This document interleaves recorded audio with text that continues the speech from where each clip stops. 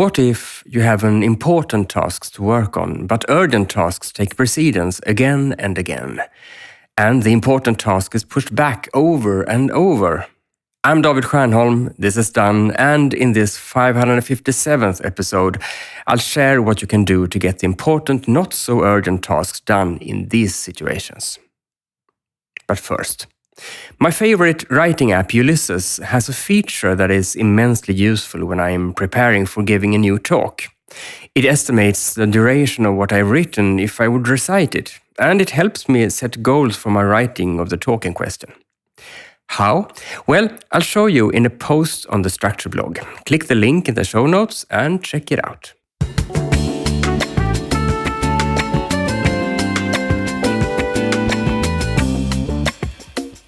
A common prioritization trap is that we put the urgent tasks first, because they are urgent, and postpone the important, but alas, less urgent tasks.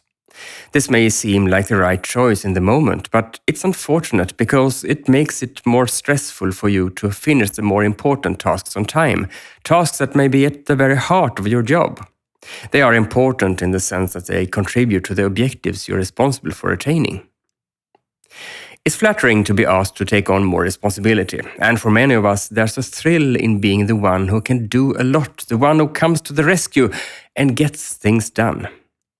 But in a period when you have several larger, long-term and important tasks to focus on, it's vital to keep the suddenly appearing and urgent tasks at bay as much as possible.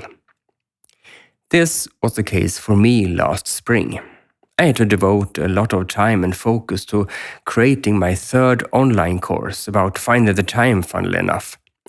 Initially, I happily accepted new responsibilities and assignments with an earlier deadline than that of my course. The time I had planned to work on the course was instead spent on new things, and the stress rose until I drew the line. When I decided to be more restrictive in accepting new things I would need to spend preparation time on, I was able to stick to my planned schedule. I got the time I needed, and the course was completed. Do this. If my situation sounds familiar, and you have something big that's easily pushed aside in favor of something quick and small, decide that from now on, and for as long as you need to, you'll be more restrictive in what new responsibilities, tasks, and projects you take on. Think about what criteria the new task or project should fulfill that would make you accept it from now on, even though the circumstances are what they are. Should it contribute to your goals to a certain extent? Should it be a business deal that exceeds a certain amount? Should it be something you have long wished you could spend your time on? And finally, go through your overview of everything you have to do now and in the near future. Is there anything here that you could give up without it having consequences you cannot live with? Maybe there isn't, but if there is, you can gain precious time for your most important tasks by getting rid of these superfluous ones. Because if you're more restrictive than usual in accepting new things when you really need to spend a lot of your time on important long-term tasks, you'll have more time for what you want to do most.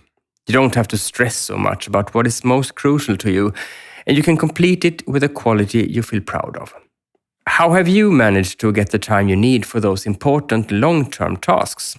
Write to me and tell me. I'm sure this isn't the last time I'll be tempted to fall into this prioritization trap, so your best advice is very welcome.